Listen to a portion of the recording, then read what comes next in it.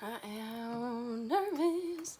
It's alright, it's natural for me to be nervous. And I'm gonna put on some chapstick, drink some water, get ready for this talk, share some shit, and just lay our truths down.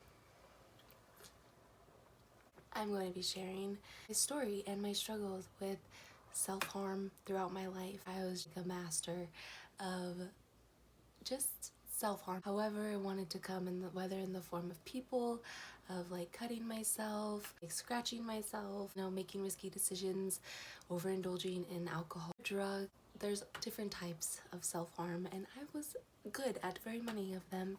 Specifically, I was going to kind of take you guys through my journey of cutting. It's pretty taboo. Like, it's not something that you want to talk about, that you really get an opportunity to talk about, especially not in public. Like, it's pretty fucking dark. If it gets brought up, then it's kind of like a, yeah, like I was going through some shit, but I'm good now type thing. It's just not something like people want to talk about. And I think that is a problem. I have an issue with that because there's power in talking about it. There's power in communicating. There's power in sharing our experiences with one another.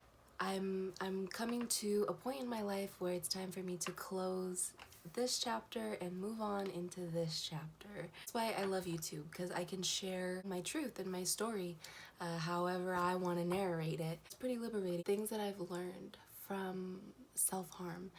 Well, just a little backstory. I first started cutting myself like that I can remember in the 4th grade, and then kind of periodically throughout my life. It wasn't like a consistent thing that I did all the time. It was like 4th grade and then 7th grade, and then I just have like a recollection of these, intense moments in my life where that's where I went, and the coping mechanism that I went to. Realized that they all were moments that I felt like I was desperate, like out of desperation. I felt like I needed to kind of just like release. It's an intense moment. It's a different mindset and a different perspective. Really do have shadow sides, and they do feel like they have a spirit of their own, especially if you're intoxicated or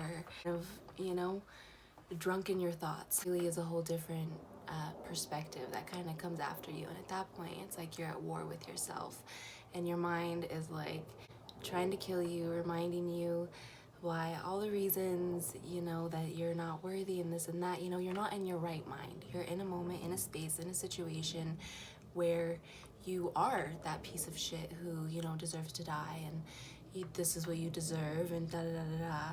That's just the reality of like those situations. That's why these things happen, and we resort to these coping mechanisms. I'm reading a book called The Body Keeps the Score, and literally, as I was contemplating making this video this morning, around like 4 o'clock this morning, I'm nervous about it, Well, he is a doctor, he's a therapist, but he was talking about how basically, the emotions are there to help us move along and like proceed forward in life. And it's necessary to feel the emotion so that we move forward in a healthy way.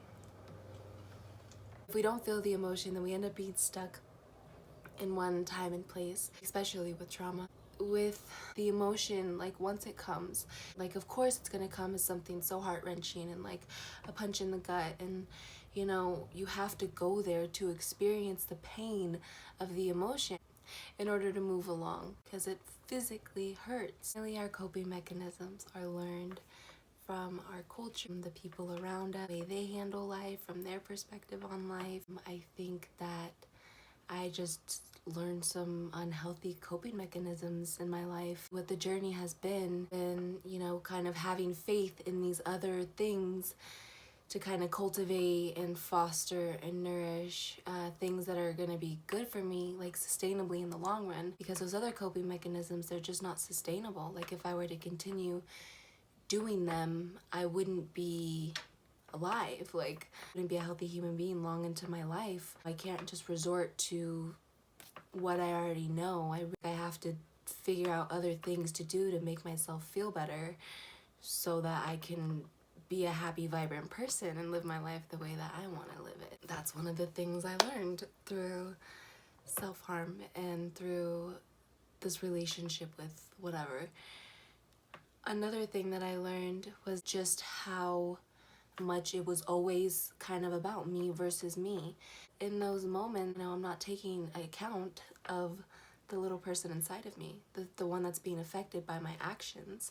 I'm the one doing it. I'm the persecutor. And then I realized that a lot of my life has been spent with my head turned, looking away from myself, because I know what I did to myself and I know how it made me feel, and I know that I continued to do it. I was gonna be kind of general, but I'll just share something intimate with y'all. Reason why I feel like I can talk about this now is because I really came to a point in a moment in a situation where it really kind of scared me into saying like, all right, no more. It was an intense moment, and it was like a situation that probably needed stitches and like a medical situation, but we handled it. It was a real learning perspective. And during the healing process, while it was being cleaned, patched up, all that stuff, I wasn't looking at it, like the scar or the cut, like I was like, okay, I'm not. And so I don't think I ever really processed it. Like during those times, like I would cry and stuff because I did feel ashamed. Like I did feel not good about it, obviously, that I was driven to such a moment, such an emotional state within myself where it was like, Katie, like I really don't give a shit about you, and like I'm really gonna fucking show you, like I don't care. And those moments of like I don't care are a dangerous moment. It happened a while ago. The other day I had a real moment with myself, and I was just kind of looking at it. I don't like it, like I'm like, fuck, like I really got myself good. That's not going away anytime soon. That's awkward, that's distracting, just like no love. And then I had this kind of little ache inside of me, and I was like, all right, how do you feel about it, body? Like, how do you feel about it? A self inside of me. And I broke down and I fucking started crying. Like, I started bawling. My goodness. Me. And, the fuck is on the ceiling over there? Okay, there's something on the ceiling. I gotta get it. But anyways, like once I asked myself, like, how do you feel about that, like, situation that happened? And this voice inside of me came like, well, like, it said, that fucking sucks that you would do that to me. And I really felt the pain of that, coming from myself. Like, that fucking sucks. Like, why, it just sucks that you fucking cut me open. And then she said, and then you couldn't even look at me afterwards, and you continue to shun me and hide me away and give hate to me. That was a wake-up call. Just some real shit, just the way that I speak to myself, the way that I did behave, and the way that I do behave on a daily basis, even in regards to just like the moments that I put myself in because of my thoughts, the anxiety that I allow myself to feel because of my thoughts. I didn't realize that just choosing better thoughts was even an act of self-love. But I can choose my reality and like what I give myself. The self-harm and like the really serious offenses that I've made towards myself has really taught me to respect myself at the end of the day.